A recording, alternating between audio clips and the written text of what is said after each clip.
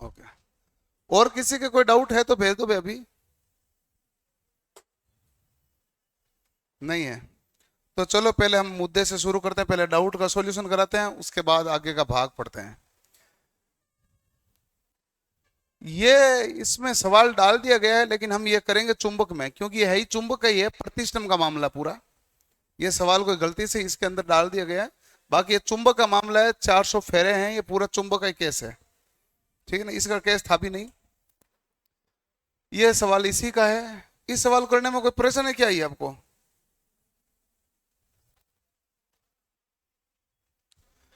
देखो आप बताओ मुझे,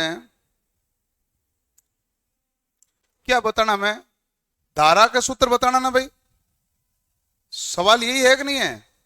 आई टी बराबर क्या होता है? I M sine omega T. Phi दिया नहीं तो फाई क्यों लूं? फाई तो दी ही नहीं ना, एरने ऑप्शन में है। अब मेरे पास ये केस है कि एक तो मैं आई एम ज्ञात करूं और एक क्या ज्ञात करूं? ओमेगा। ओमेगा 377 आएगा कि 317 आएगा, ये चेक कर लूं।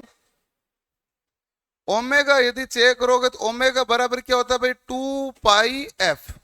होगा कि नहीं होगा? दो तो दो रहा, और पाई का मान कितना है? 3.14। एफ का मान कितना है? 60। ठीक है, यदि ये मान 50 होता, ध्यान से सुनो, यदि मान 50 होता तो 50 इंटू 2 कितना होता है? 100। 100 को करते तो 314 होता।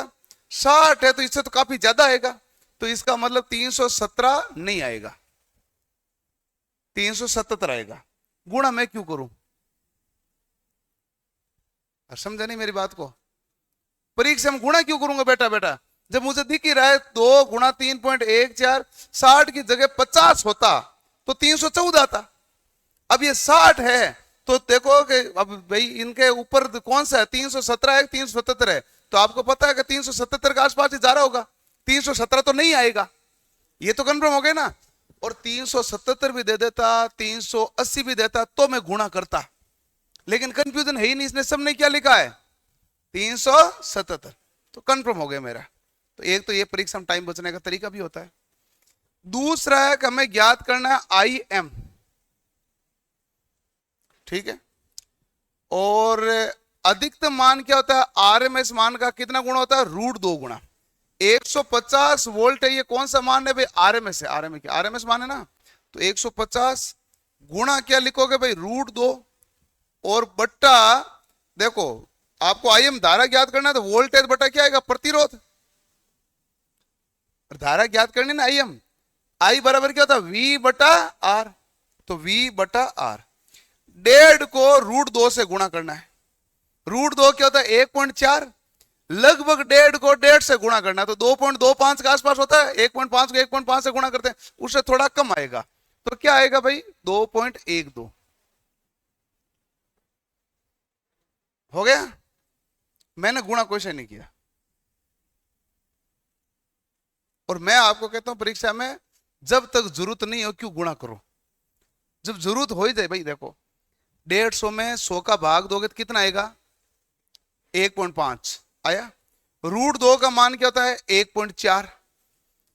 1.5 को 1.5 से गुणा करें, 15 की स्क्वायर क्या होता है? 225। 2.25 है, उससे थोड़ा सा कम ही आएगा, तो 2 से ज्यादा, 2.25 से कम, तो यही ऑप्शन है।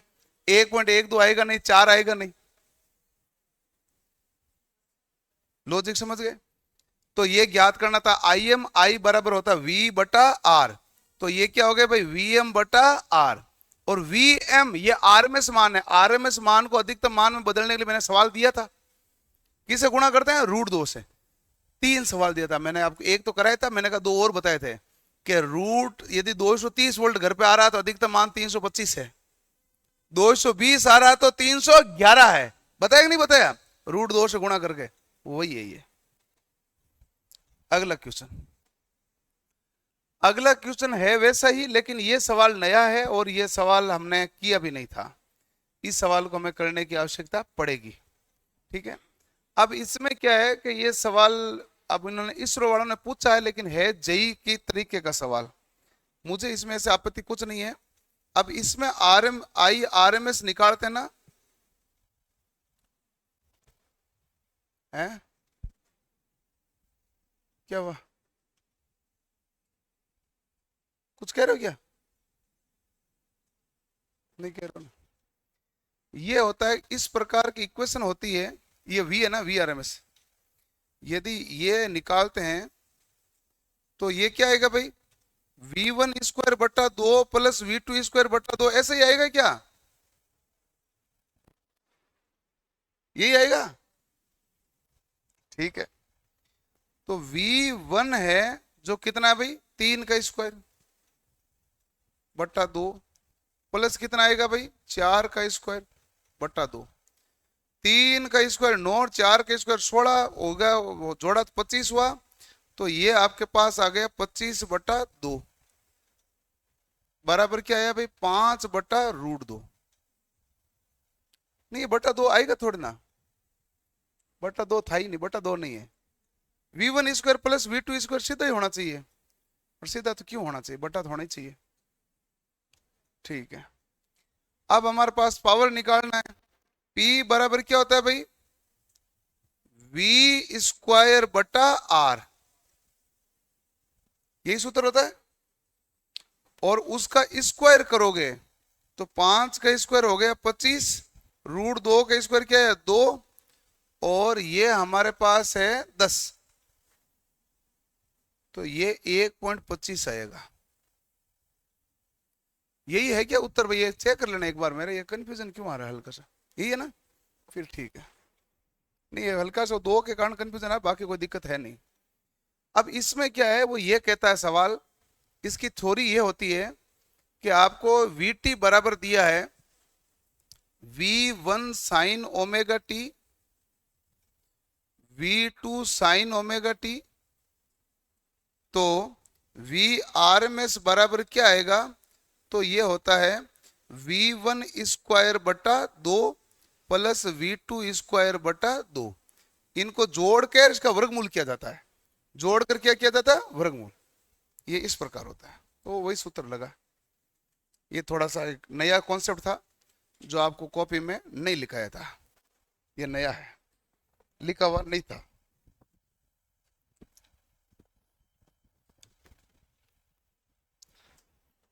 सवाल करोगे तो कई और आएंगे सवाल, तो मैं और करा दूंगा, कोई दिक्कत है नहीं।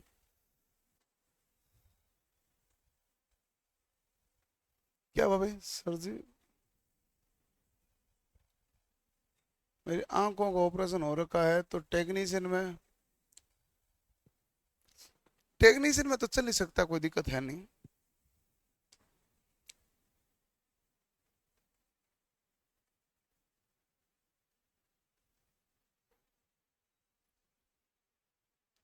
टेक्नीशियन में आपको B1 B2 और C1 3 कैटेगरियां होती है, वो ले जाओ प्रिंट आउट निकाल के, डॉक्टर से आंखें की जांच करा लो, डॉक्टर बता देगा आप कौन सी कैटेगरी में फिट हो। क्यों भाई, आंखों का डॉक्टर तो बताएगा ना कौन सी कैटेगरी में आप फिट हो, बता देगा वो, है। हाँ वैकेंसी ही NPCL में, ये तो पहले आई थी, अब कब आई, फॉर्म हो रहे होंगे राउत भाटा वाली ना, हाँ वैकेंसी पहले ही, ये 22 पद थे ऐसे कुछ,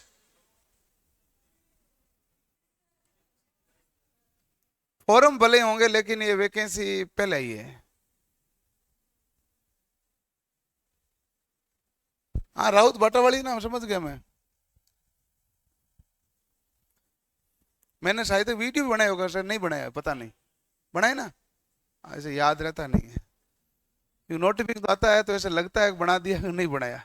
एक आपके आ जाए नोटिफिकेशन, रेलवे वालों ने कहा भाई करो अपडेट,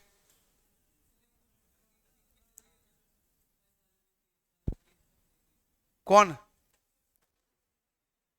साल में 3 बार वैकेंसी लेके, कौन ले गए, कौन लेगा, पागल बना रहा है, 5 साल में एक बार ढंग से नहीं हो रही इनसे, तो साल में 3 बार, ये साल में एक बार बोला तभी लोगों ने विश्वास नहीं किया था।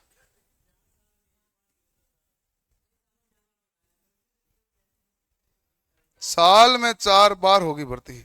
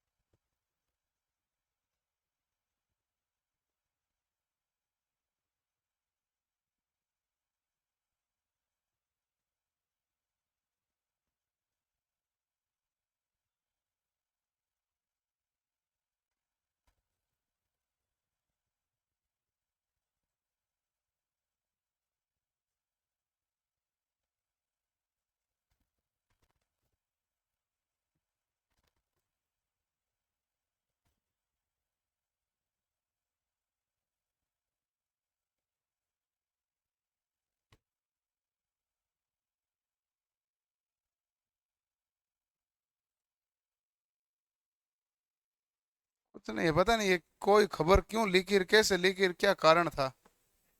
ऐसा कुछ नहीं है। उनको बताओ ये 3 महीने में आप भर्ती प्रक्रिया करें, 3 महीने तो ये फॉर्म भरवाते हैं। अभी अभी उन्होंने वापस क्या, अब आधार अपडेट करो तुम। वो ये कहते हैं कि तुम बिजी रहो, ऐसे आपको महसूस होता रहेगा कि आपने फॉर्म भरा है,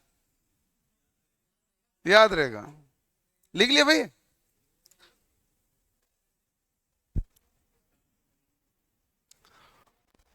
ये भी सवाल इसमें डाल दिया गया, ये इसमें डाला हुआ था क्या? ये भी ये नहीं था, ये ट्रांजिस्टर का सवाल है। हाँ, ये सवाल ट्रांजिस्टर का है। ट्रांजिस्टर में आधार का मान पूछा है, आईबी का मान पूछा है, और ये ट्रांजिस्टर सवाल ये है, यहाँ का सवाल ही नहीं था। ये पुरानी वाली रामायण होगी, 6500 वाली। हाँ तभी मामला, नई वाली में नहीं है। और है क्या? लगाओ। ये ट्रांजिस्टर का सवाल है, मैं चाहूँ तो अभी करा दूं, लेकिन क्यों, ट्रांजिस्टर तो पढ़ा है नहीं। कॉन्फ़िगरेशन है ना वो, अल्फा बराबर दिया था उन्होंने 0.9। हाफ पावर फ्रीक्वेंसी पर धारा अनुनाद पर धारा का मान क्या होगा? हाफ पावर फ्रीक्वेंसी पर करंट के रेजोनेंस पर करंट का मान क्या होगा भाई? करंट का मान बाई √2 होगा हाफ पावर फ्रीक्वेंसी पर। किसका सवाल है ये? हाँ तो सवाल पूरा लाना, फिर आगे तू बाकी के तू खा क्यों गया? नहीं, ये ऑप्शन वाले क्यों तू खा जाते हो?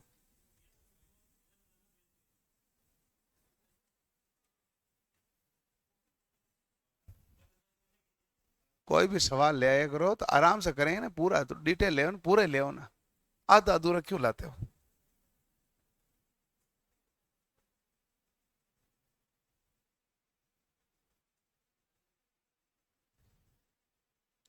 हाँ, ये इधर है बाई √2 है। अब इसमें क्या बताना, उत्तर ही बताना, बता दिया वो तो मैंने वैसे ही बता दिया था, और कुछ डेरिवेशन इसका पूरा, हाफ पावर फ्रीक्वेंसी का, इसका पूरा डेरिवेशन होता है। हाँ, नहीं नहीं, कंप्लीट डेरिवेशन होता है भाई। वो ऐसा होता है, ये इस प्रकार से बनता है ना, उसमें आपको यहाँ की फ्रीक्वेंसी के बारे में मेजरमेंट देना पड़ता है, तो पूरा डेरिवेशन होता है वो तो। ऐसा कुछ नहीं। ये कौन सी छोटी छोटी असिस्टेंट लोको पायलट?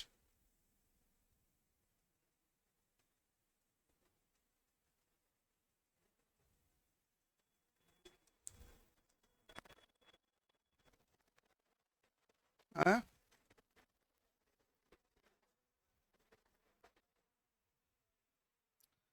और हमने इसीलिए किताब निकाली है, ये 2018 से पहले चल रही थी किताबें, आपकी पुरानी ली हुई होगी। हाँ, दोस्त ने भी पुरानी ली होगी।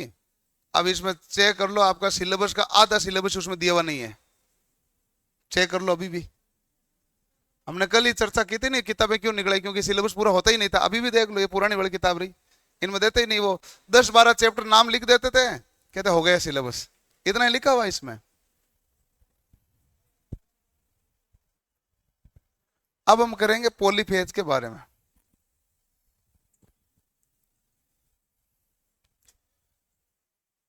ऐसी थ्योरी में तो आपने पढ़ा नहीं होगा, इसलिए डाउट आपका आया नहीं। अब हम पॉलीफेज पूरा पढ़ लेते हैं, ध्यान से देखना भाई, और एक ही क्लास में आज पॉलीफेज आपका कंप्लीट हो जाएगा। पॉलीफेज यानी बहुफेज प्रणाली।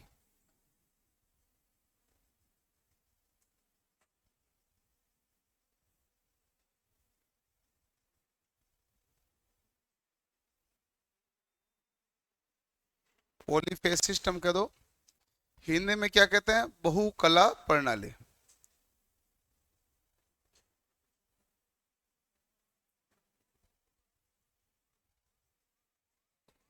अब बहुकला प्रणाली में यानी कि एक से अधिक फेज है, तभी तो पॉलीफेज कहलाएगा। पॉलीफेज किसे कहते हैं, एक से अधिक फेज, या इसको कह दो दो या दो से अधिक फेज।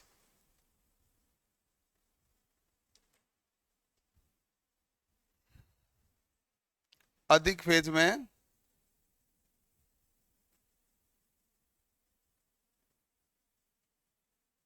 विद्युत सप्लाई का संचालन,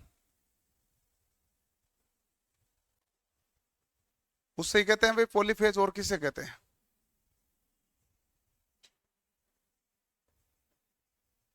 ठीक है। अब देखो कि दो फेज हो गया, तीन फेज भी हो सकता है, चार फेज भी हो सकता है, 6 फेज भी हो सकता है, 9 फेज एवं 12 फेज। ऐसे उन्होंने सभी फेजों पर ट्राई की कि कौन सा ठीक रहेगा। सबसे पहले तो सिंगल फेज ही काम में ले रहे थे। उसने कहा सिंगल फेज में ना उतनी पावर भेज नहीं पा रहे हैं, तो उन्होंने 2 फेज ट्राई किया, फिर उन्होंने 3 फेज ट्राई किया, फिर उन्होंने सारे फेज ट्राई किए, ताकि उनको पता चले कि कौन सा ज्यादा किफायती है, पावर भी भेज सके, पैसे भी कम लगे, लॉस भी कम हो। किफायती चीज देखनी पड़ती है ना भाई, दोनों तरीके से। कि 12 फेज है तो पावर तो बहुत ज्यादा भेजता है, लेकिन पैसे बहुत ज्यादा लग गए, वो भी किफायती नहीं हुआ। तो आपको किफायती चीज देखनी पड़ती है। तो उन्होंने सभी फेजों के ऊपर प्रैक्टिकल हुए, सभी फेजों पर प्रैक्टिकल हुए, तो निष्कर्ष ये निकला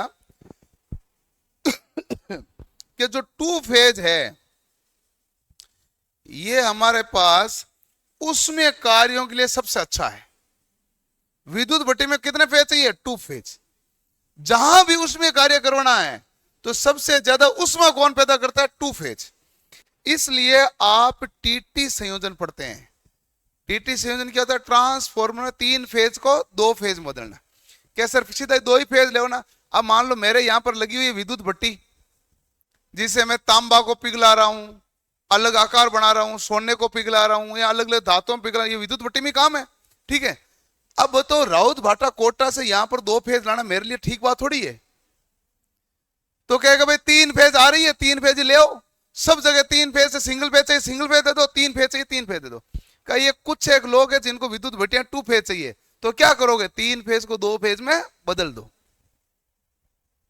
इसलिए ट्रांसमिशन और डिस्ट्रीब्यूशन हम कौन सा करते हैं, ट्रांसमिशन 3 फेज का, लेकिन उसमें भट्टियों के लिए सबसे अच्छा कौन सा होता है, 2 फेज।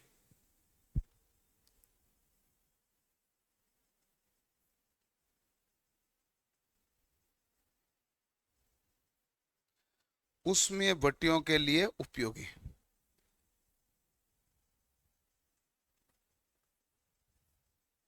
ठीक है, 3 फेज का क्या होता है भाई मामला, बताओ। उच्च शक्ति का स्थानांतरण,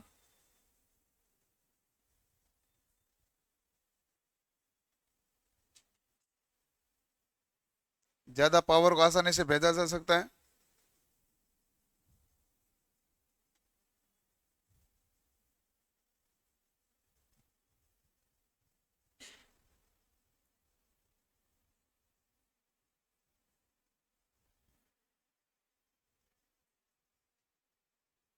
ट्रांसमिशन एंड डिस्ट्रीब्यूशन।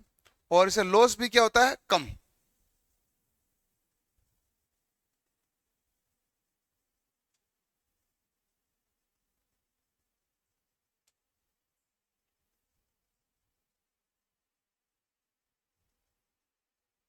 ये गुण सभी से मिलाकर ये गुण निकल गए, इसलिए हमने कहा 3 फेज को काम में लेना शुरू कर देते हैं। फिर हमने कौन सा काम में लिया पॉलीफेज में, 3 फेज। अब जब जब मैं पॉलीफेज बोलूंगा तो आपको क्या नाम ध्यान रखना है, थ्री फेज, क्योंकि टू फेज के बारे में तो मैंने कहानी बता दी। टू फेज तो केवल इतना ही काम आता ना विद्युत भट्टियों में, और तो कोई काम आता नहीं। बाकी हमने ट्राई किया, कोई खास फायदा मिला नहीं।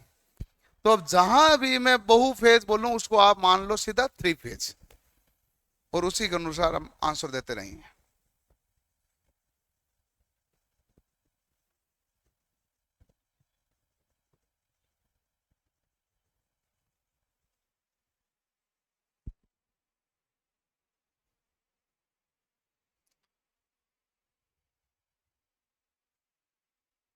एएलपी का पेपर कब तक होगा, क्या पता कब तक होगा। ये ले लुआ ले तो हमें भी पता चले, आपको भी पता चले, दोनों को भी पता चले है। एग्जाम हो हुआ के फ्री करें।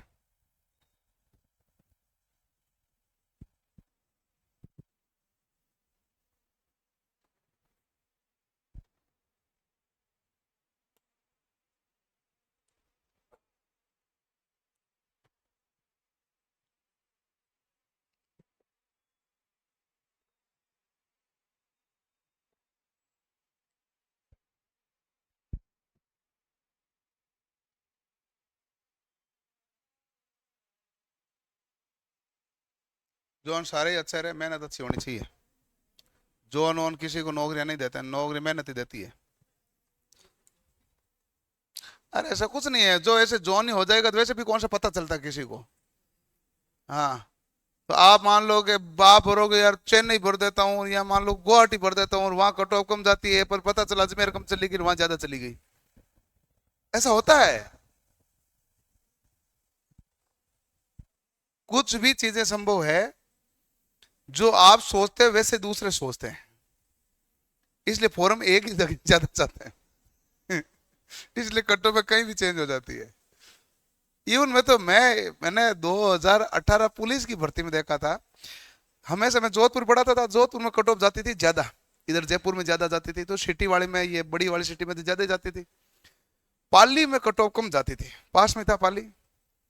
अगली साल भर्ती आई वापस 2017 बाद में 18 वाली, सब ने फॉर्म भरा पाली से, जिसको पूछे सब पाली।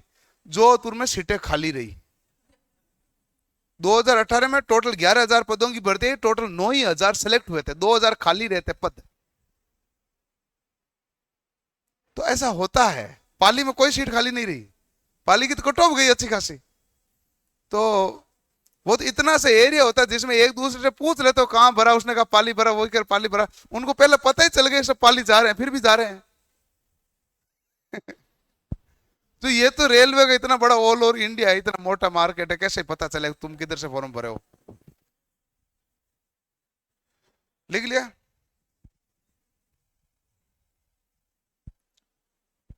अब देखो,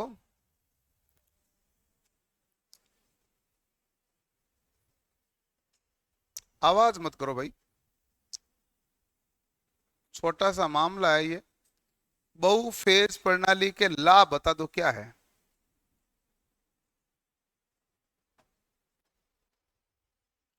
आप एक से ज्यादा फेज वाली प्रणाली काम में ले रहे हो तो कोई फायदा तो होगा ना। हाँ, तो फायदा बताओ भाई।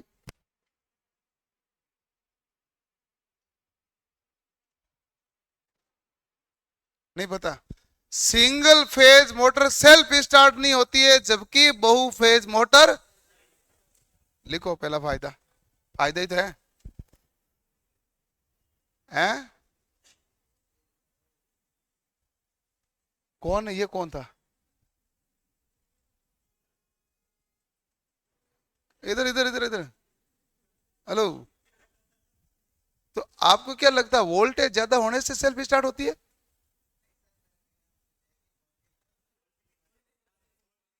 अच्छा, बोल के लिखा दूं?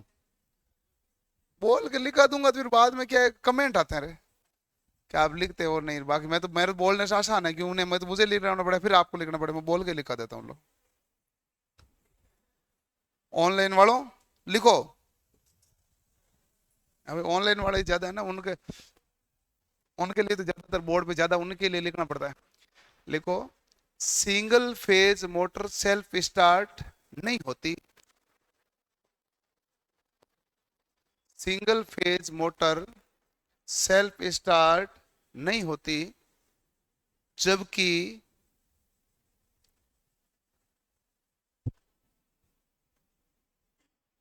बहु phase motor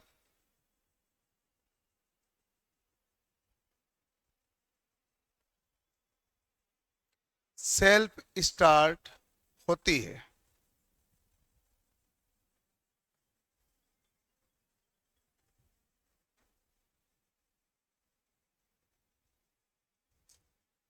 single phase motor self start नहीं होती, जबकि बहु फेज मोटर सेल्फ स्टार्ट होती है।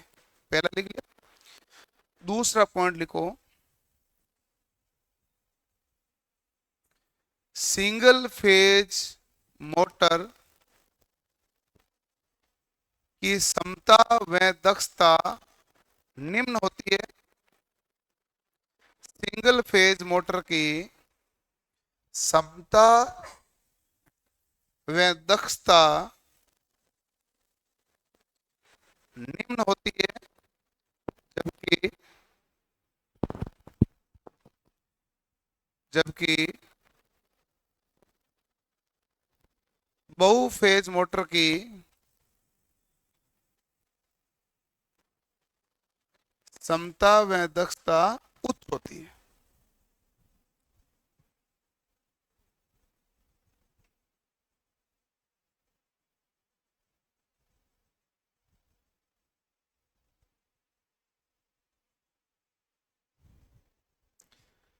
नेक्स्ट लिखो, समान शक्ति स्थानांतरण में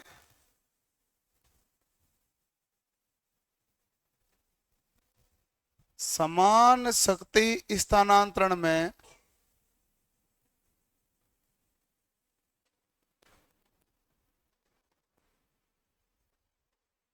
समान शक्ति स्थानांतरण में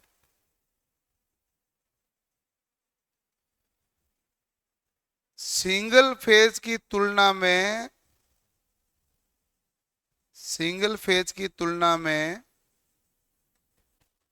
थ्री फेज में तारों की बचत होती है। सिंगल फेज की तुलना में थ्री फेज में तारों की बचत होती है। ध्यान रखना, समान पावर के लिए बेल बोला है मैंने। समान पावर के लिए सिंगल फेज की तुलना में थ्री फेज में क्या होती है भाई? तारों की बचत। कितने पॉइंट लिख दिए? 3।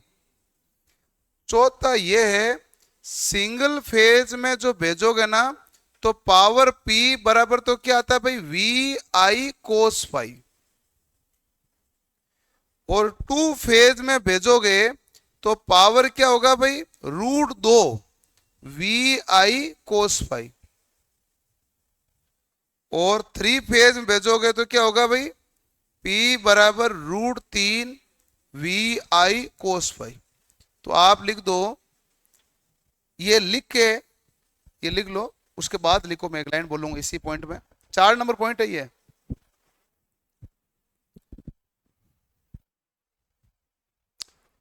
सर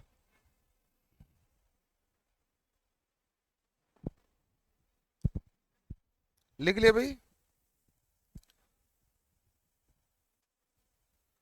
नेक्स्ट नीचे लाइन लिखो, इसमें इसी में नीचे लाइन लिखो, बहु फेज में अधिक शक्ति का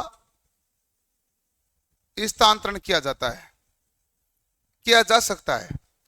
बहु फेज में अधिक शक्ति का स्थानांतरण किया जाता है। बहु फेज में अधिक शक्ति का स्थानांतरण किया जाता है।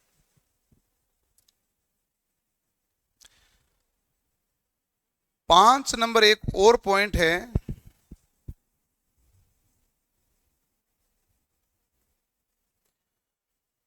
देखो सिंगल फेज जो है ना सप्लाई आती है, ये यहां तक चारों पॉइंट समझ में आया कि नहीं आए? यहां तक तो क्लियर है ना? जो सिंगल फेज पावर है ना वो तो पंखा चला लो, लाइट चला लो, इतने काम आएगी, बड़ी मशीन तो चलेगी नहीं। थ्री फेज क्या करेगी? थ्री फेज को चाहो तो सिंगल फेज में बदल दो, चाहे थ्री में रहने दो, यानी कि वो पावर मतलब लाइट एंड फैन परिपथ में भी चलेगी और पावर परिपथ के लिए भी उपयोगी है, जबकि सिंगल फेज केवल किसके लिए है? लाइट एंड फैन परिपथ के लिए। तो 5 नंबर है, यहां लिख देता हूं 5 नंबर में सिंगल फेज जो है लाइट एंड फैन परिपथ। लाइट एंड फैन परिपथ का मतलब क्या होता है भाई इलेक्ट्रिकल में? कि बहुत कम वोल्टेज है? हाँ 230 हो गया, मतलब कम वोल्टेज है, कम पावर है, उसे लाइट एंड फैन परिपथ बोला जाता है। इसलिए हमने जब परिपथ के बारे में डिस्कस होता है तो 2 ही नाम होते हैं, एक तो पावर, एक light and fan. Light and fan का मतलब ही क्या होता है? कम पावर। पावर परिपथ का मतलब है अधिक पावर। 3 फेज क्या होता है भाई? 3 फेज दोनों में ही है।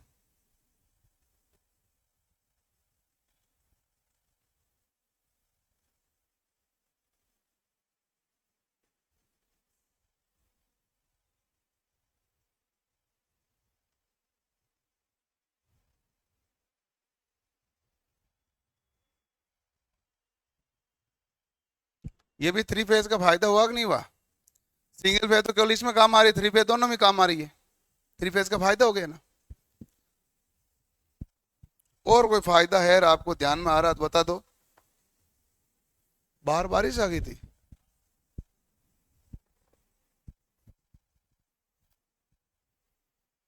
किसको? आपको पता है?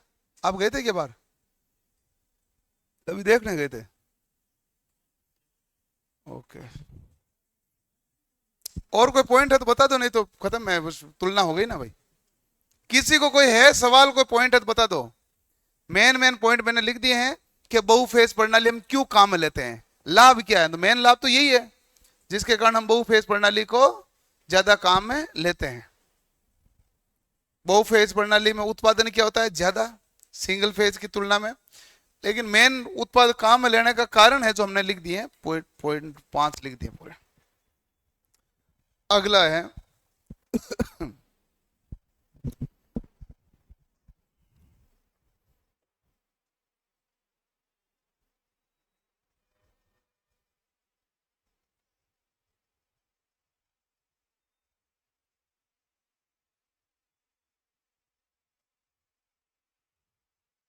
बहुफेज प्रणाली की शर्त। शर्त क्या होती है भाई?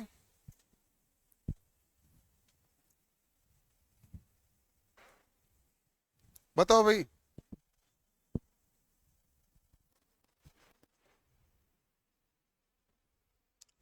पॉलीफेज सिस्टम की कंडीशन क्या है? पहला है कि सभी फेजों में विभव एक समान हो। पहली कंडीशन है कि नहीं है? आपके पास 2 फेज है तो दोनों फेज में विभव क्या होना चाहिए? एक समान। 3 फेज है तो तीनों फेज में वोल्टेज क्या होना चाहिए? समान। तो आप कहेंगे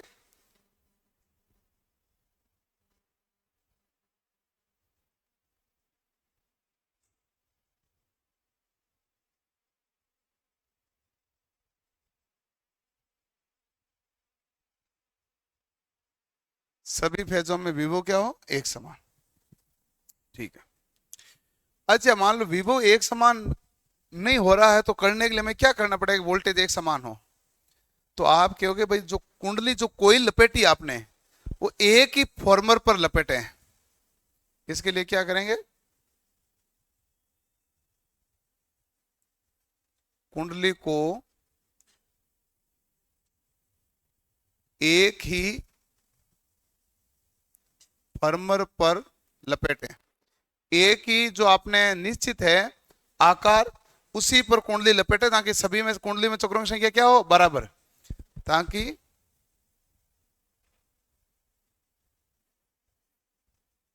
कुंडली में टर्न क्या हो? एक समान। कुंडली में चक्र एक समान होंगे तभी तो सभी में वोल्टेज एक समान होंगे। वोल्टेज में रोल तो चक्र का ही है मेन। जहां उत्पादन कर रहे हो और आपने लगाई है, कोई पोल पर लगाई है मान लो कुंडली, तो सभी में क्या लगानी चाहिए? समान। और समान कब लगेगी? जब एक ही सांचे पर आप लपेटोगे तो क्या आएगा? नंबर ऑफ टर्न क्या आएंगे? बराबर। तो नंबर ऑफ टर्न बराबर होना चाहिए। नंबर ऑफ टर्न बराबर कब होंगे? जब एक ही फॉर्मर पर लपेटोगे। और नंबर ऑफ टर्न बराबर होंगे तो वोल्टेज भी क्या आएगा? बराबर। ट्रांसफॉर्मर में आप पढ़ते ही हैं, जैसे टर्न बढ़ा दिए वोल्टेज क्या होगा? ज्यादा। टर्न घटा दिया वोल्टेज क्या हो जाएगा, कम। तो टर्न पर तो डिपेंड करेगा वोल्टेज। तो मेन मामला आया ये। दूसरा आता है आवर्ती का।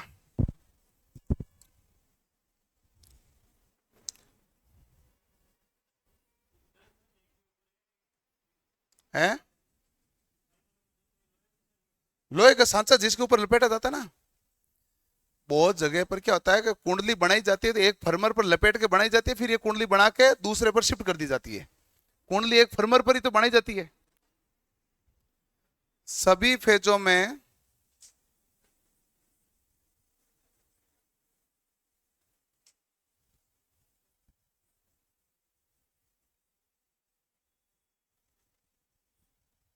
आवर्ती एक समान। आवर्ती है यह है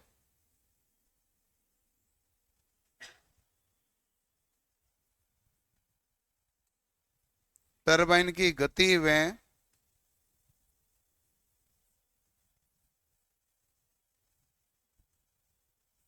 पोल की संख्या पर निर्भर है। इसी पर निर्भर है भाई आवर्ती। एफ बराबर क्या होता है, पी एन बटा 120। तीसरा है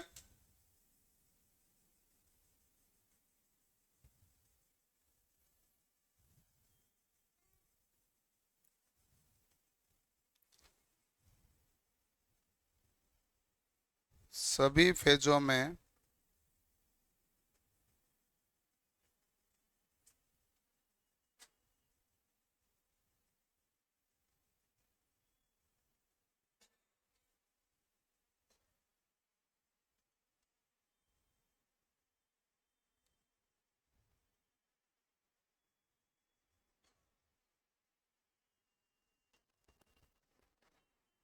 फेज अंतर एक समान। और ये हम फेज अनुक्रम मापक यंत्र के द्वारा चेक कर लेते हैं। फेज अंतर क्या होना चाहिए, जैसे टू फेज में कितना डिग्री होता है 90, और थ्री फेज में कितना डिग्री होता है 120। टू फेज में 90 डिग्री का अंतर होता है, इसके अलावा कोई सवाल है ही नहीं खुद का।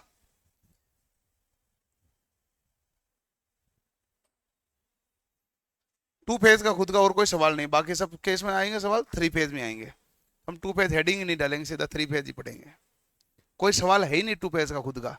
एक ये अंतर कितना डिग्री है 90 डिग्री, बाकी तो ये सभी के लिए कॉमन है, वो तो चीजें आएगी आएगी टू फेज में भी।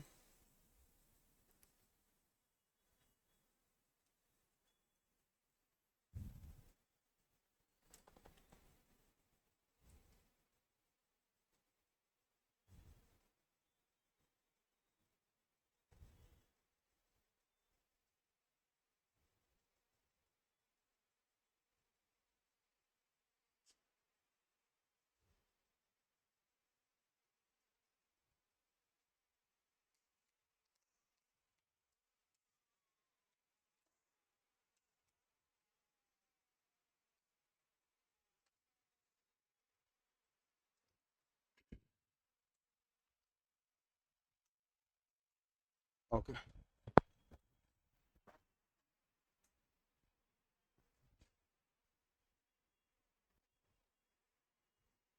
अब हम देखते हैं थ्री फेज के बारे में।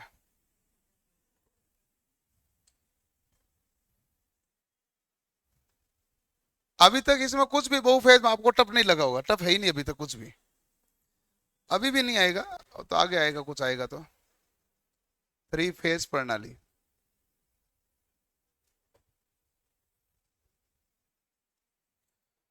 देखो कि थ्री फेज प्रणाली में सभी फेजों के बीच अंतर कितना डिग्री होना चाहिए, 120 डिग्री का। वो तो अभी अभी हमने लिखा ही है। अब एक्चुअल में होता क्या है, ये है आर, ये वाई, और ये क्या होता है बी। एक होता है आर, एक होता है वाई, और एक होता है बी। आर से वाई के बीच कितना डिग्री का अंतर है 120।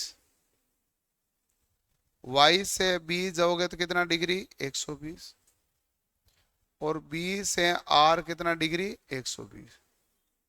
तो ये इस प्रकार हमारे पास अंतर है। तो सभी के बीच में आपस में कितना डिग्री अंतर होता है? 120 डिग्री का। हम चेक कर लेते हैं थोड़ा सा।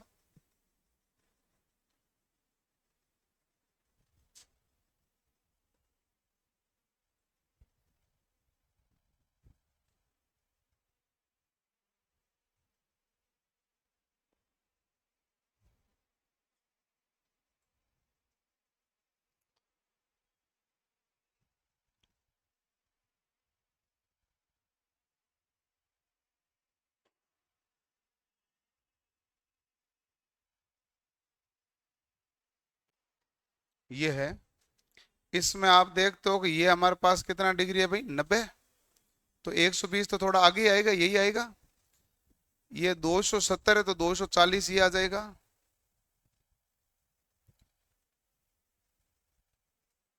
है ना भाई? एक मिनट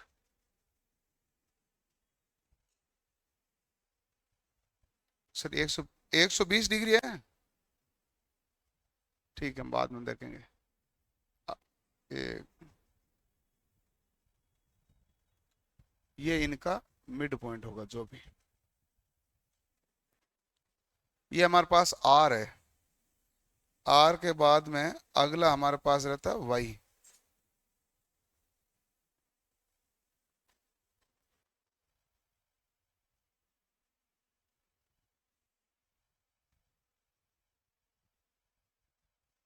ऐसे चलेगा। ये हमारे पास कौन सा है? वाई। और 120 और 120 कितना होते हैं भाई? 240।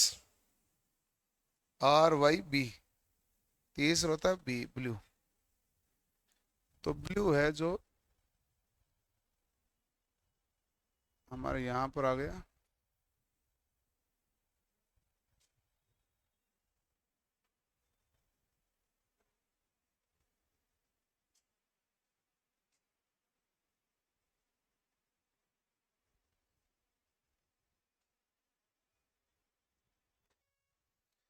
ये हमारे पास होता है आर वाई बी, ऐसा चलता है। ये थ्री फेज का घटनाक्रम यही होता है, इसलिए यहां पर घूर्णीय चुंबकीय क्षेत्र उत्पन्न होता है, इसीलिए तो मोटर सेल्फ स्टार्ट होती है। अब देखो, आर से वाई के बीच गए तो कितना डिग्री का अंतर है? 120 है कि नहीं है? वाई से बी में गए तो कितना डिग्री का है? 120। बी से वापस आर, देखो आर वाई, वाई से बी, बी से वापस क्या आ जाएगा? आर। अब देखो, वापस यहीं से स्टार्ट होगा कि नहीं होगा? कितना डिग्री हो गया भाई? 120। वापस रेड तो यहीं से शुरू हुआ ना, रेड का चक्कर पूरा हो गया। अब वापस आके देखो कितना डिग्री का अंतर आएगा? 120। तो आपस में कितने डिग्री का अंतर होता है? 120। अब इनको दे के एक सवाल और पूछा जाता है, बताइए आर वाई बी में से किसमें, किस फेज में सबसे पहले पीक वैल्यू प्राप्त होती है? सबसे पहले पीक वैल्यू किस में प्राप्त होती है? आर में। देख लो, अधिकतम मान है जो आर का है सबसे पहले। ये बी का है तो अधिकतम मान थोड़ी ना है, यहां से चलने के बाद अधिकतम मान थोड़ी है, तो अधिकतम मान है नहीं, अधिकतम मान तो ये है। सबसे पहले अधिकतम मान किसका प्राप्त होगा? आर का।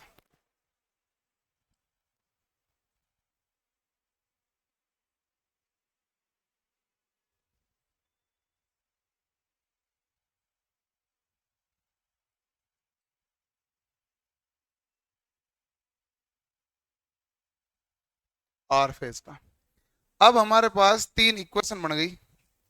एक है ई आर, ये हो गया भाई ई साइन ओमेगा टी। जैसे ई आर के बाद में ई वाई आया तो ये क्या हो जाएगा? E sine omega T minus 120 degree. और इसके बाद में आगे हमारे पास y के बाद में b, ई साइन ओमेगा टी माइनस का 240 डिग्री। अब बताओ r और y के बीच अंतर कितना डिग्री का? बताओ भाई, कितना डिग्री दिख रहा है? 120। इसके बीच अंतर कितना डिग्री का? 120 का।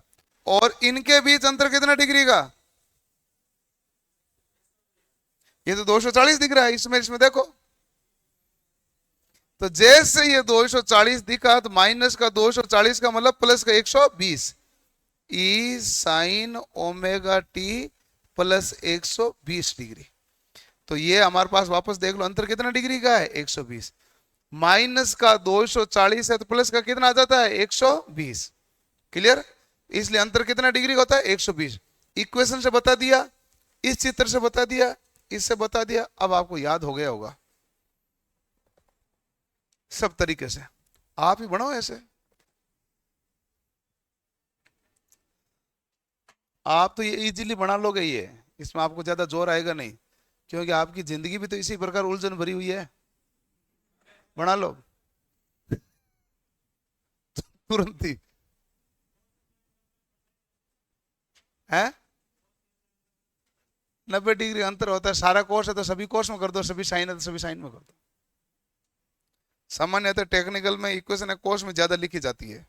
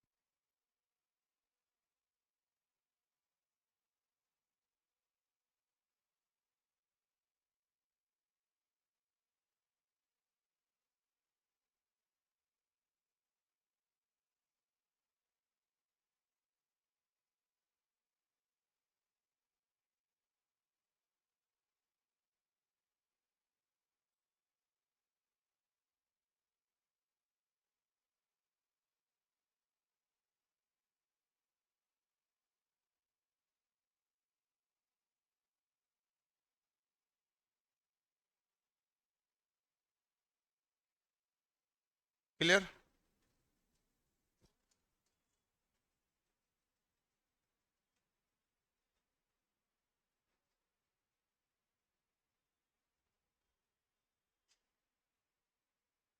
कोई तकलीफ नहीं किसी को? ठीक है।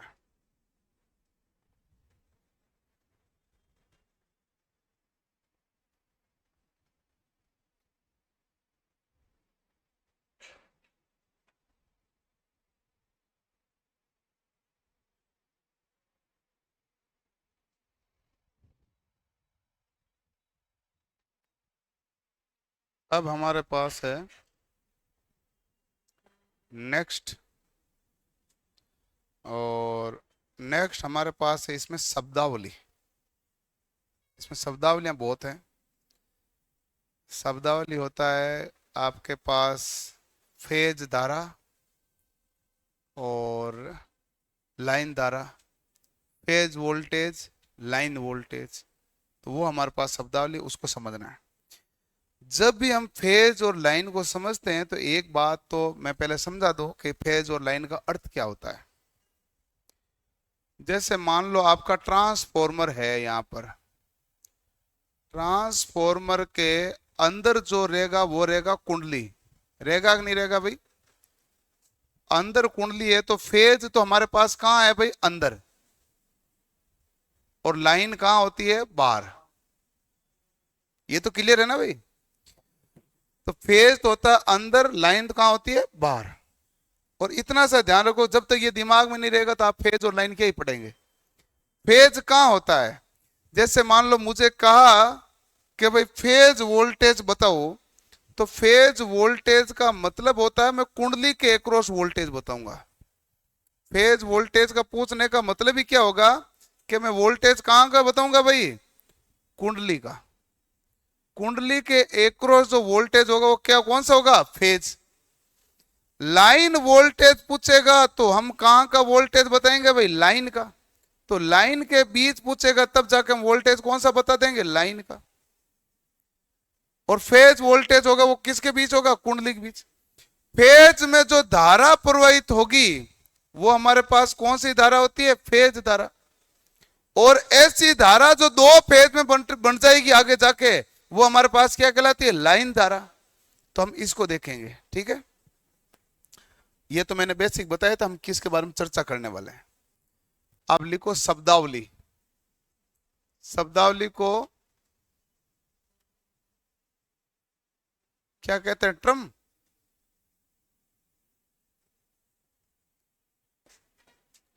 पहली शब्दावली है फेज वोल्टेज।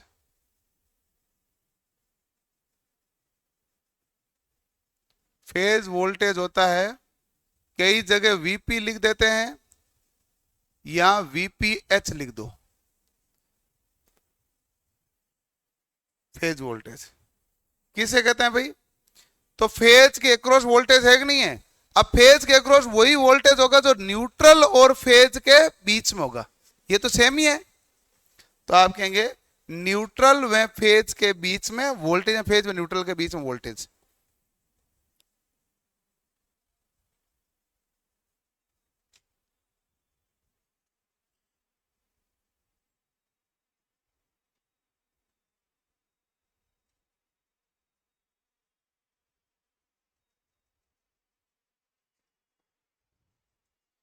दूसरा हमारे पास क्या होता है भाई? Line voltage.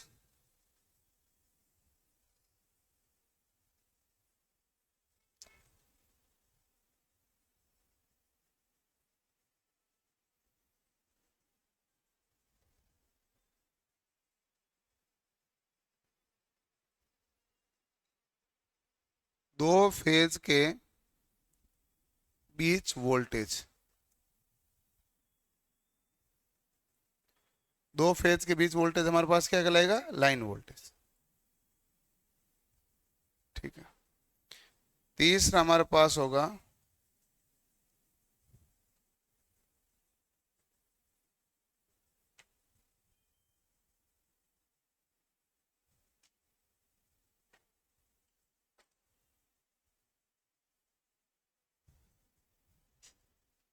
फेज धारा, यानी आईपी या आईपीएच।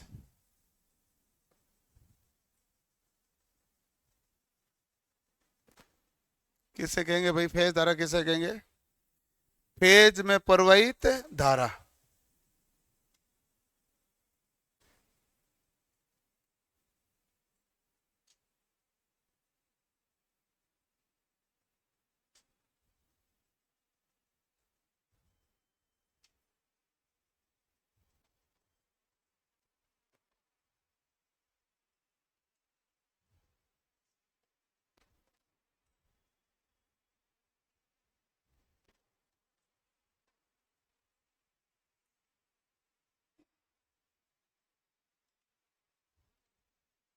लाइन में प्रवाही धारा, लाइन धारा।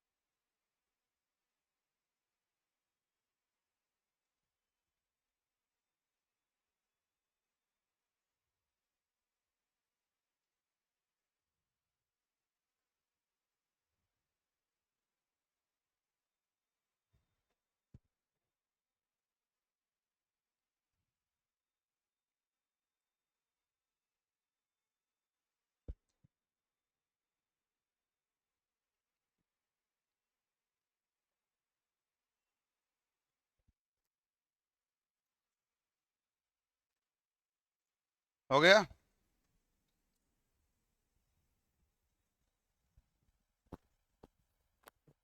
चल, अगला हमारे पास है 5 नंबर पॉइंट। 5 नंबर पॉइंट हमारे पास कहता है कि एक तो लोड होता है संतुलित, एक लोड होता है असंतुलित। तो एक शब्द आएगा संतुलित लोड यानी बैलेंस लोड।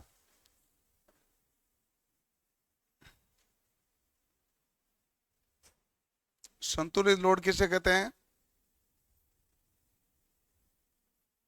सभी फेजों में लोड एक समान हो।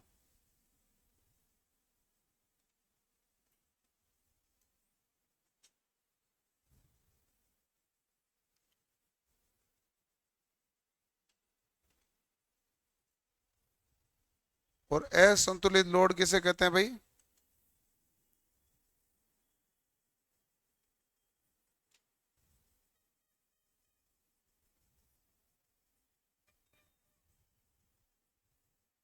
सभी फेजों में लोड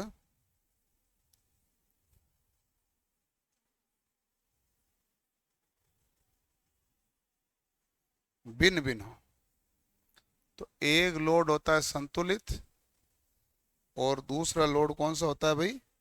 तो दूसरा होता है हमारे पास असंतुलित।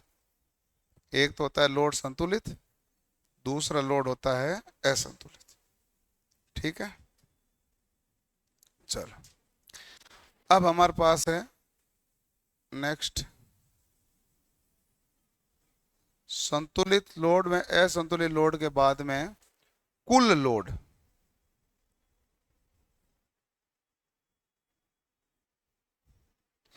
कुल लोड जो होता है ना, P बराबर, सूत्र क्या होता है भाई? 3 VP IP कोस थीटा, ये सूत्र होता है भाई।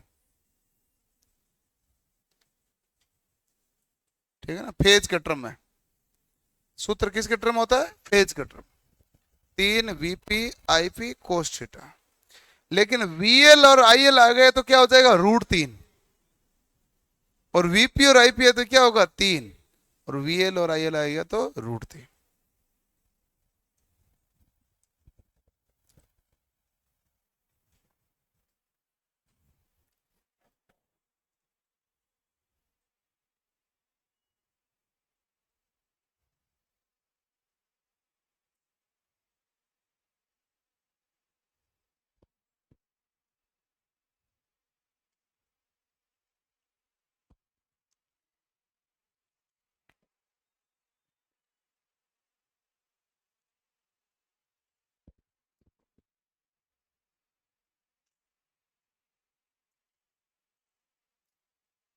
हो गया भाई।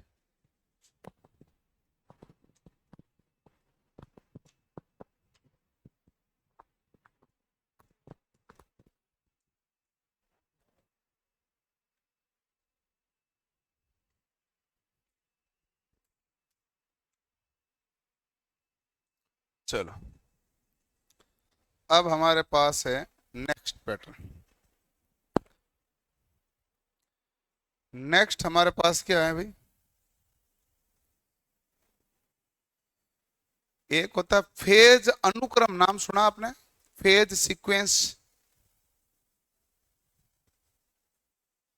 नहीं सुना?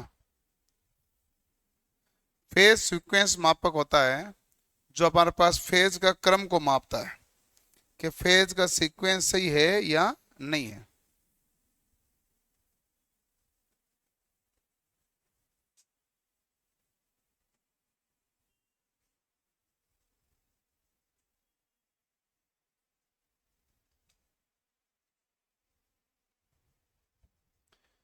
अब हमारे पास यदि ये, और भाई यदि ये क्लॉकवाइज डायरेक्शन में चलेगा तो फेज अनुक्रम क्या होगा भाई? R Y B. ये घड़ी की दिशा तो यही होती है कि नहीं होती है? घड़ी के विपरीत दिशा में चलेगा तो क्या हो जाता है भाई? R B Y. और ये हमारे पास क्या होता है भाई? तो ये होता है एल्यूमिनियम से निर्मित है, हल्की धातु से निर्मित है कि नहीं है? एल्यूमिनियम से निर्मित चकती, डिस्क कहते हैं। डिस्क को हिंदी में क्या कहते हैं? चकती कहते हैं। एल्यूमिनियम से निर्मित चकती होती है जो हमारे पास आर वाई बी या आर बी वाई अनुक्रम बताती है। जैसे अब एक हमारे पास नाम इसमें रहता है धनात्मक अनुक्रम। धनात्मक अनुक्रम यानी कि पॉजिटिव सीक्वेंस। धनात्मक अनुक्रम का मतलब हो गया कि हमारे पास ये कौन सी दिशा में चलेगा? क्लॉकवाइज। और क्लॉकवाइज होती है वो वामावर्त होता है कि दक्षिणावर्त होता है? क्या हुआ? दक्षिणावर्त। क्या होता है भाई? दक्षिणावर्त होता है। उसे क्लॉकवाइज कहते हैं, घड़ी की दिशा में। घड़ी की दिशा में क्रम कौन सा होता है? R Y B. ठीक है, क्या मैं इसको वाई बी आर लिख सकता हूं?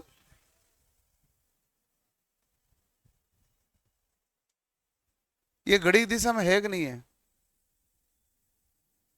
ये भी है, ये भी है। अरे भाई ऐसे लो, ये रहा आर, ये रहा वाई, ये रहा बी। घड़ी की दिशा में है कि नहीं है? आप कहोगे ये चलोगे तो घड़ी की दिशा में है साहब। मैं को Y B R, Y B R घड़ी की दिशा ही तो है।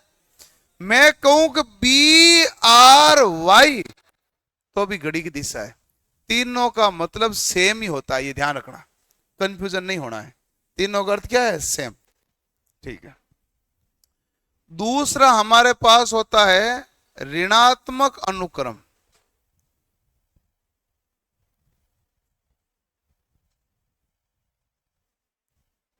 ऋणात्मक अनुक्रम कौन सा होगा भाई? Anti clockwise. एंटी क्लॉकवाइज को हम कहते हैं वामावर्त। और ये देखो घड़ी की विपरीत दिशा में जो घुमाओगे तो क्या होगा? आर बी वाई आएगा।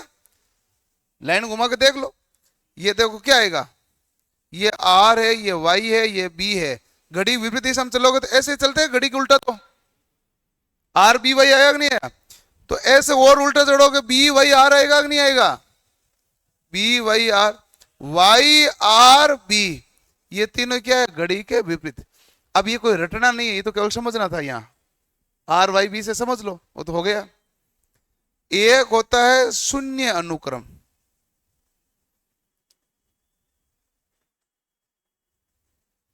शून्य अनुक्रम क्या कहता है?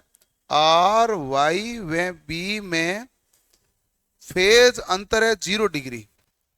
जो पॉसिबल है क्या भाई? नहीं। अब इसका मतलब है सभी समांतर, समांतर क्रम ही होगा। ये लो तीनों ऐसे समांतर क्रम है तो क्या हो जाएगा? 0 डिग्री। इसलिए ये तो कभी काम में लिया नहीं जाता। पॉजिटिव और नेगेटिव दो ही सीक्वेंस हमारे पास होती है। समझ में आया कि नहीं आया?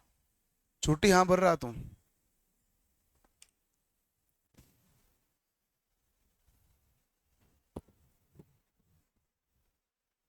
आ गया?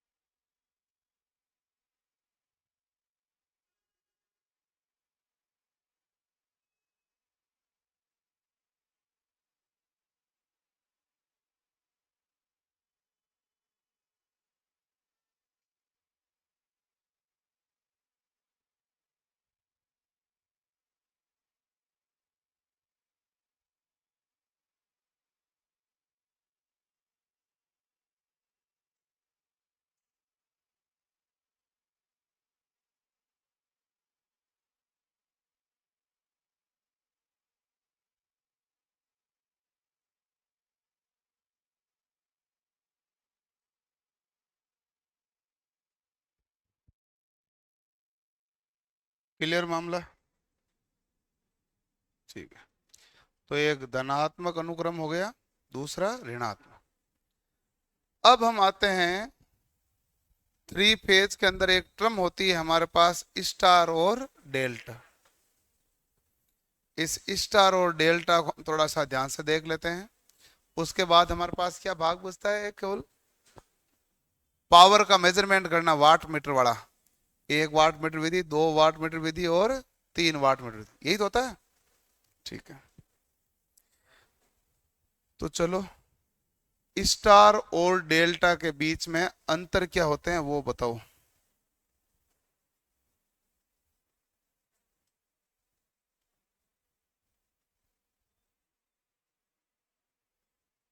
अंतर होता है कि नहीं होता है? होता है, तो बताओ कौन सा अंतर है? पहला अंतर बोलो आप। पहला अंतर मैं बना देता हूं इसको। आकार है ना, ये खुद ही आपस में अंतर ही है ना। इसमें सभी फेज एक बिंदु पर जुड़ते हैं, है कि नहीं है? सभी फेज एक बिंदु पर मिले कि नहीं मिले यहां पर? तीनों ही फेज। ठीक है, ये हमारे पास कौन सा है? आर। ये कौन सा है? वाई। और ये कौन सा फेज है भाई? बी। तीनों एक बिंदु पर मिले कि नहीं मिले? मिले। ठीक है, और यहां पर इस प्रकार का मामला नहीं रहता है। यहां एक के बाद में दूसरा, दूसरे से कौन सा हो जाता है भाई? तीसरा। तीसरे से वापस क्या आ जाता है भाई? पहला। तो ये हमारे पास आता है, एक होता है आर, एक होता है वाई और एक होता है बी। इसे हम कहते हैं आर वाई और बी। ठीक मामला। अब देखो,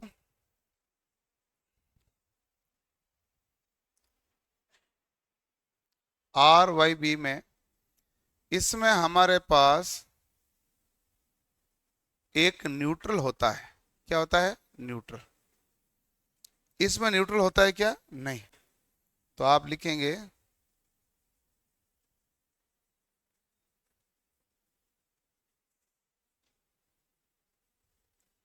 इसमें न्यूट्रल होता है,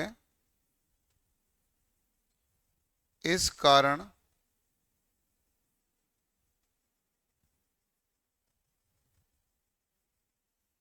ब्रेक डाउन की संभावना अधिक होती है।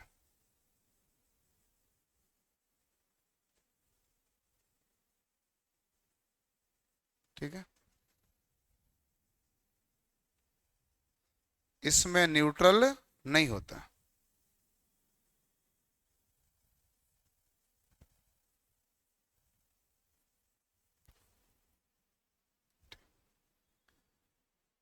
अब ध्यान से देखो भाई, ये जो न्यूट्रल है इसका आकार क्या है? न्यूट्रल का आकार फेज के आकार से आधा होता है। ठीक है,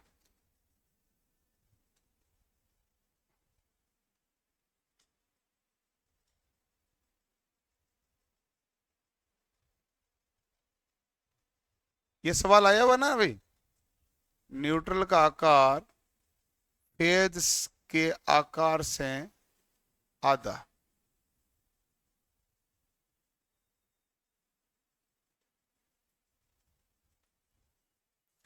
और यदि लोड बैलेंस में है तो न्यूट्रल में प्रवाहित धारा क्या हो जाएगी? जीरो।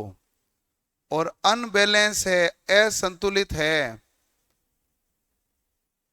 तो लोड में प्रवाहित धारा क्या आ जाएगी भाई? सभी धाराओं का योग। आई एन बराबर क्या आ जाएगा? I R plus I Y plus I B. दिख जाएगा ना? वापस लिख देते हैं भाई।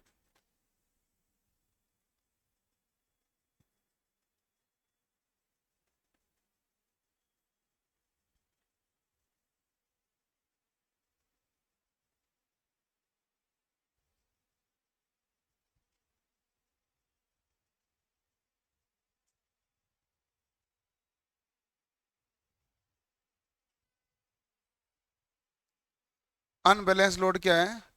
इसमें सभी धाराओं का क्या होता है? योग। तो न्यूट्रल का आकार फेज के आकार, आधार नहीं, फेज के आकार से आधा। बैलेंस लोड में न्यूट्रल में धारा क्या प्रवाहित होगी? जीरो। और अनबैलेंस होगा तो ये योग होगा। तीनों ही सवाल पूछा हुआ है। डेल्टा में न्यूट्रल नहीं होता, इसमें न्यूट्रल होता है। न्यूट्रल होता है इसलिए ब्रेकडाउन की संभावना क्या रहती है? ज्यादा। अब एक और कंडीशन,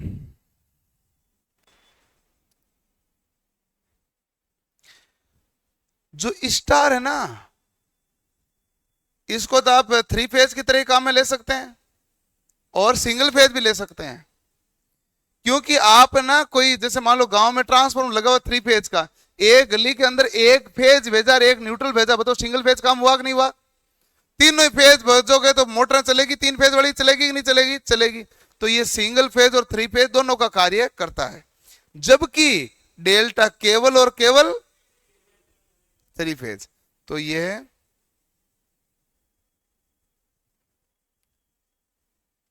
लाइट एंड फैन परिपथ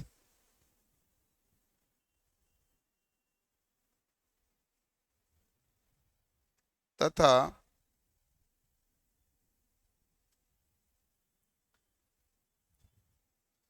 पावर परिपथ के लिए उपयोगी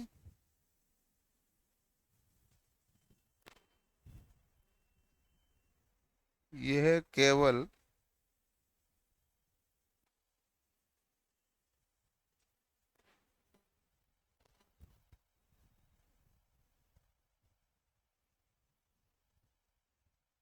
पावर परिपथ के लिए उपयोगी।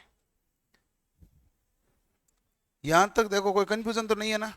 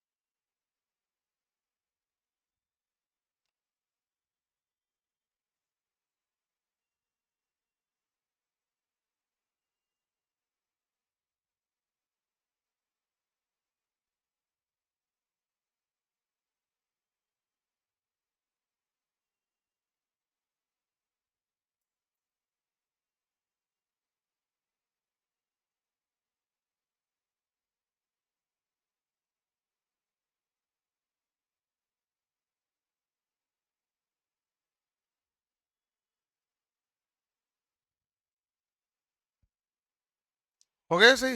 लिख लिया?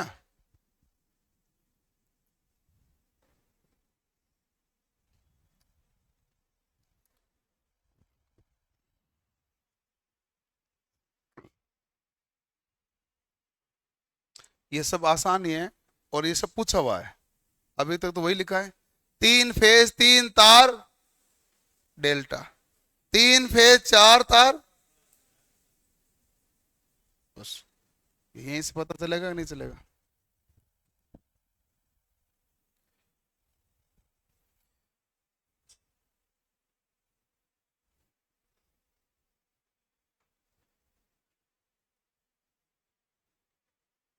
लिख लिया भाई अब तो?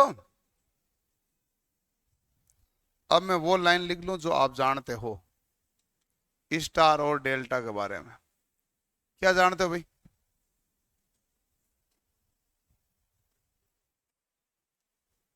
अरे कुछ तो जानते हो ना भाई? अरे जानते हो, आपको पता नहीं है? स्टार में लाइन धारा फेज धारा के बराबर होती है, जबकि लाइन वोल्टेज फेज वोल्टेज का कितने गुना होता है? √3 गुना होता है।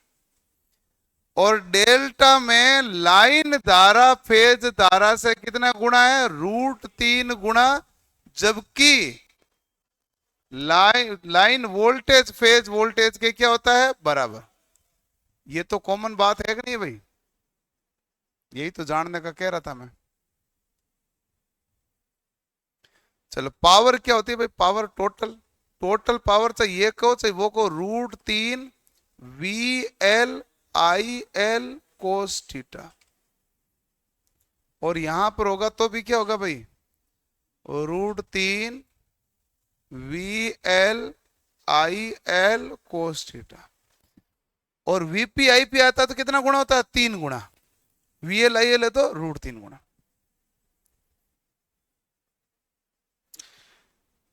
बताओ, वितरण में किसको काम में लूं, पारेषण में किसको काम में लूं? ओके, स्टार कनेक्शन क्या होगा भाई? वितरण प्रणाली।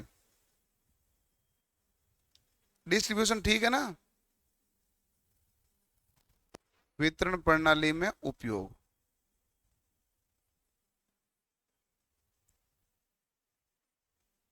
ये पारेषण है। पारेषण का मतलब होता है ट्रांसमिशन।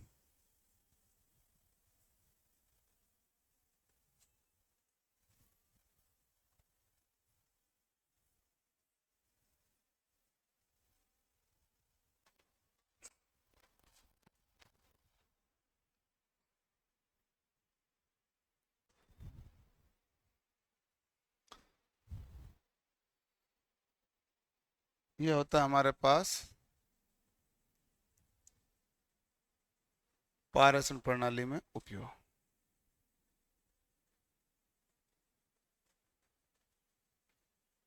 क्लियर?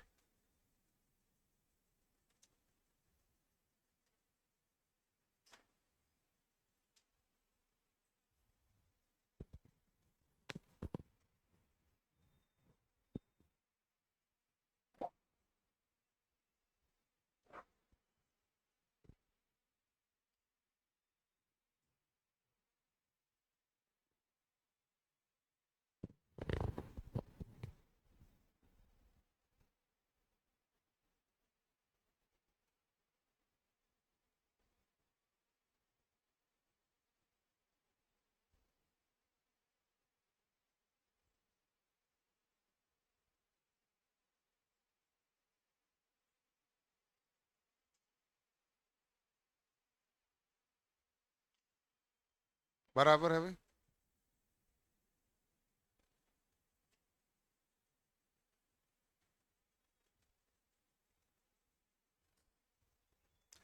अब देखो कि मैं जो 2 लाइनें लिखूंगा वो आपको याद रखनी है।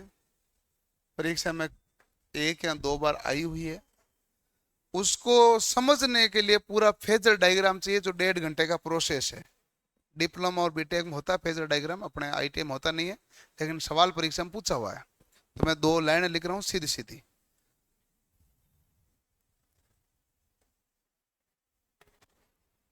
लाइन वोल्टेज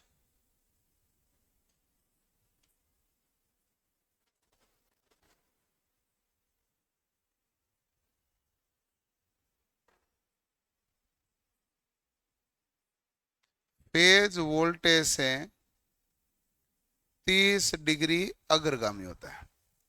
क्या होता है भाई? अग्रगामी, यानी लीडिंग। और लाइन वोल्टेज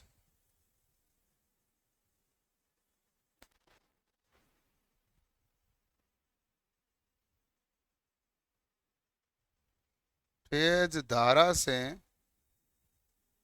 30 + 5 डिग्री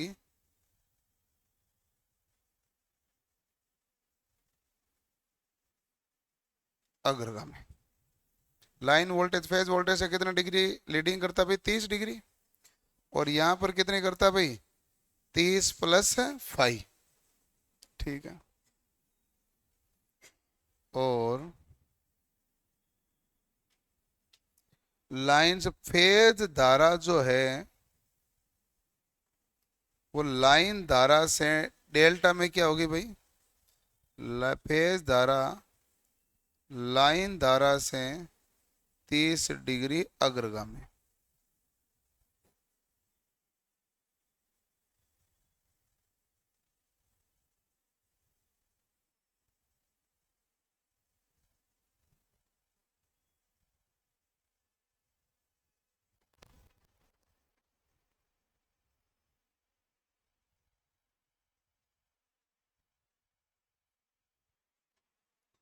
ये लिखो लाइन।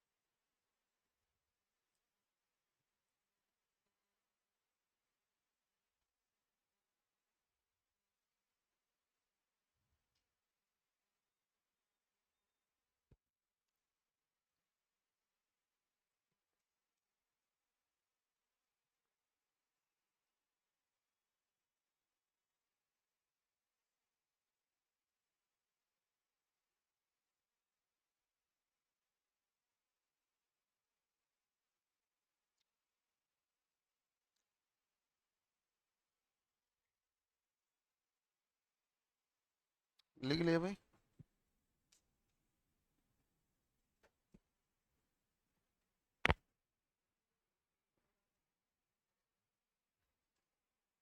गणित से, गणित से आएगा। P बराबर क्या होता है? 3 VP IP cos थीटा।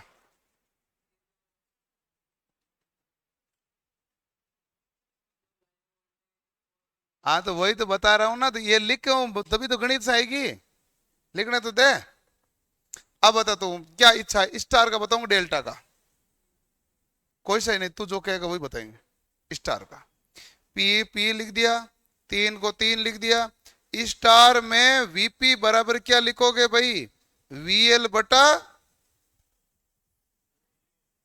लिखोगे नहीं लिखोगे कॉपी चेक करो।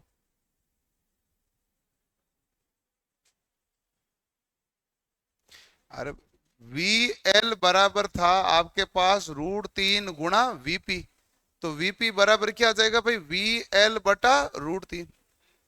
और आईपी और आईएल तो बराबर ही होते हैं, कोस थीटा तो कोस थीटा, क्योंकि स्टार में आईपी और आईएल क्या है? बराबर। चेक कर लो। अब देखो 3 में √3 का भाग दिया तो कितना आया? गुणा गुणा,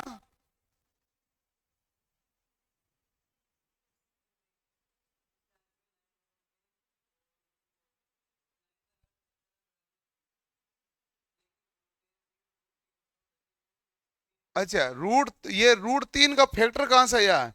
हमारे पास 3 फेज के अंदर √3 का फैक्टर होता है, 2 फेज में √2 का फैक्टर होता है। 3 फेज का तो देखो करने में जोर काफी ज्यादा आएगा, XYZ में। 2 फेज में √2 ला के दिखाता हूं आपको। 3 फेज का क्या है कि कॉन्सेप्ट काफी लंबा होगा, डेरिवेशन होता है। 11वीं की वो जो मैथ होती है ना, वैसे डेरिवेशन लंबा चलाना पड़ता है। √3 भी तो उसे ही आता है। याद तो रहता तो भूल कैसे जाते हैं? अरे मैं आपको करके दिखाऊं ना, ऐसे क्यों करे?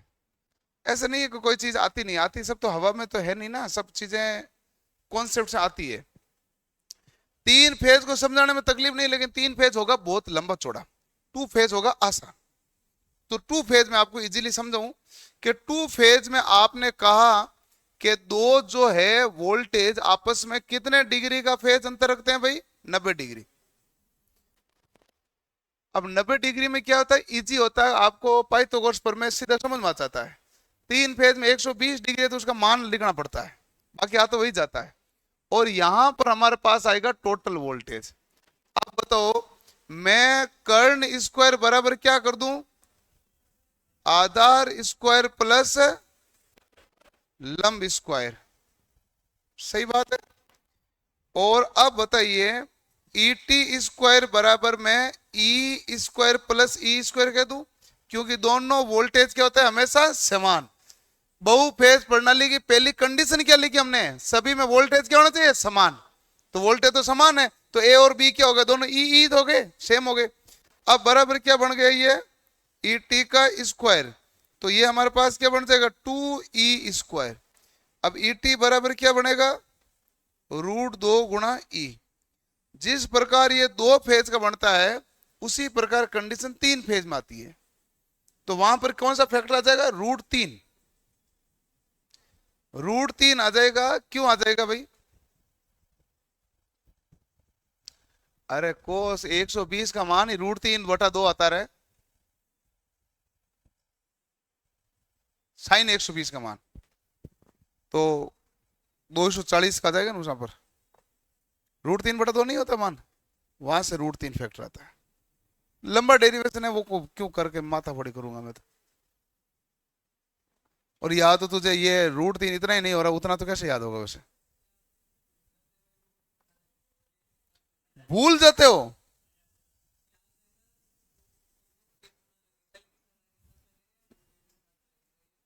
अच्छा यही भूलते हो, तो ये तो याद रहता ना, स्टार कौन सा डेल्टा कौन सा है, सही बताओ, तो बनाओ स्टार आप, बनाना रब कॉपी बनाना, आपको याद नहीं रखा तो फिर मेरी गारंटी। अरे मैं बताऊं ना, है हाँ, वो याद करना पड़ता है, मैंने वो फेजर डायग्राम्स आता है, वो मैंने पहले डिस्क्लेमर डाला था उसका, स्टार बना दो, स्टार ही बनाना, डेल्टा मैंने बोला ही नहीं, स्टार बना दिया। लाइन करंट कौन सी होती है, जो लाइन में बहती है, ठीक है, लिखो आईएल। फेज करंट कौन सी होती है, जो किस में बहती है, फेज में, लिखो फेज करंट। अब लाइन करंट जब फेज करंट में आई तो बीच में कहीं और कहीं विभाजित हो रही है क्या, बंट रही है क्या, अरे लाइन करंट है कहां पर तुम्हारे, ये लाइन करंट फेज करंट में जा रही है तो बीच में कोई डिवाइड हो रही है कहीं, बंट रही है क्या,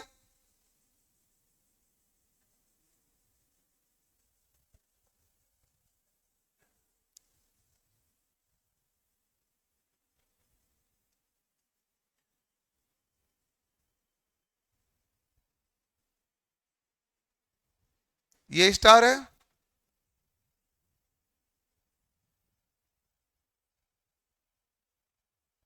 ये डेल्टा है,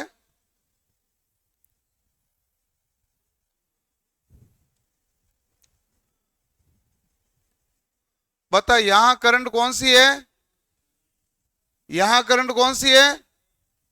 अब लाइन करंट यहां आएगी तो कितने भागों में बंटी, 2, तो इस भाग में गई वो कौन सी करंट है, फेज। क्या लाइन पूरी की पूरी फेज में गई, नहीं गई। अब यहां जो लाइन आ रही है यहां पर जो चलेगी वो कौन सी है, फेज। बीच में और कहीं बंटी क्या, सीधी सीधी आई ना, तो लाइन और फेज क्या है यहां बराबर, जो लाइन है वही तो फेज हो रही है, जबकि यहां जो लाइन आ रही है दो कोयल में अलग अलग जा रही है कि नहीं जा रही है, तो यहां धारा बराबर नहीं है। चलो छोड़ो इसको, अब आपका दूसरा केस किसका, वोल्टेज का। बताओ फेज वोल्टेज किसे कहते हैं, फेज के अक्रॉस, फेज कौन सा, ये रहा, यहां जो वोल्टेज लोगे वो कौन सा आएगा, फेज वोल्टेज। यहां जो वोल्टेज लोगे कौन सा आएगा, फेज वोल्टेज, फेज के अक्रॉस आएगा। और लाइन वोल्टेज कौन सा होगा, दो लाइन के बीच। अब बताओ दोनों बराबर है कि नहीं, इसमें जो फेज है वही लाइन है ना, समांतर में तो बराबर ही होते हैं वोल्टेज, आगे ना बराबर। अब भूल जाओ तो मुझे बुला लेना आप, हाँ एकदम बुला लेना। अब क्यों भूलोगे भाई, अब नहीं भूलोगे ना, हैं। देखो तरीका यही होता है ना भाई, लाइन तो सीधी सीधी आ रही है, और कोई कंफ्यूजन नहीं है। अब देखो कि अब मैं इतना ही पढ़ूंगा, या तो फिर आप है ना 5 मिनट का ब्रेक ले लो तो मैं अगला भाग पढ़ा दूं। नहीं इसमें क्या है कि नहीं तो वो तुरंत समझ में आएगा नहीं, मुझे पता है कि वो 2 वाट मीटर विधि वाला मुझे सूत्र समझाना है, फिर तुम है ना इधर उधर देखो, वो मतलब निकलेगा नहीं। या तो 5 मिनट का ब्रेक ले लो ताकि रिफ्रेश हो जाओ, मैं फिर आपको आराम से समझा दूं। कल मैं आऊंगा नहीं, कल मैं छुट्टी पर, 31 है ना कल। हाँ मैंने कल, मैं 31 तारीख छुट्टी, वो तो मैंने पहले भी बताया था। अगला तो संडे ही है, मंडे को तो मैं आ ही जाऊंगा। है नहीं, मंडे को पढ़ा दूंगा, वो मुझे उसमें कोई तकलीफ नहीं है। लेकिन मैं चाहता हूं यदि आप 5 मिनट का ब्रेक ले लें तो हम अभी पढ़ा सकते हैं। बिना ब्रेक में पढ़ूंगा फिर वो पल्ले पड़ेगा नहीं ना, फिर वो दिक्कत है। वाक की बात और कोई, मेरे जिन जिन के भी पढ़ा उनको पता है कि वो है थोड़ी सी चीज खारी, क्योंकि वहां त्रिकोणमिति लग रही पूरी, साइन कोस टेन वाला त्रिकोणमिति लग रही है, और वहां टेन थीटा और कोस थीटा दोनों की टेबल काम आ रही है। बाकी मेरे टेक्निकल की तरफ से खारी नहीं, वो मैं तारी उसमें पूरी है।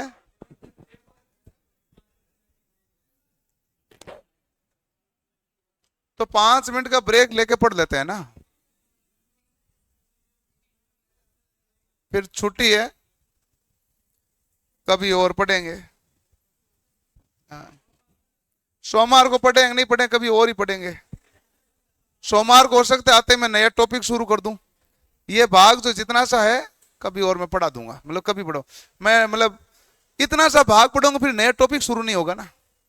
ये भाग मैं कभी पढ़ा दूंगा आपको, जब दिमाग रिफ्रेश रहेगा आपका, फिर मेरा भी तो, क्योंकि थोड़ा सा है। खड़ा हो, फिर आप बैठो भाई, आप खड़ा हो। हाँ खड़ा हो, खड़ा हो ना। तो बता, पीक फैक्टर का सूत्र क्या होता है?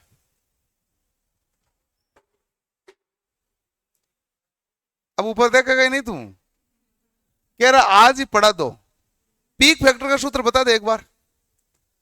इसका मतलब है ये ना, समझ केवल पढ़ाने वाली बात नहीं है, वो उसमें है आपके मैथ का सेक्शन, कोस थीटा और टेन थीटा, जिसमें 5 कंडीशन आती है, 500 अवस्था समझानी होती है, और कोस और टेन दोनों की टेबल काम आती है। अभी ऐसे सीधा तो वो समझ आने में जोर आता वो, मेरे तो क्या दिक्कत, मुझे तो याद है ना कोस और टेन टेबल, समझना आपको है? नहीं नहीं मुझे पता, बैठ जा तो बैठ जा। नहीं शर्माएगा नहीं तो जाएगा किधर वो, शर्माना वैसे ही शर्माना ही पड़ता है, सवाल का उत्तर तो आ नहीं रहा ना। आगे पढ़ेंगे अभी, ठीक है ना भाई।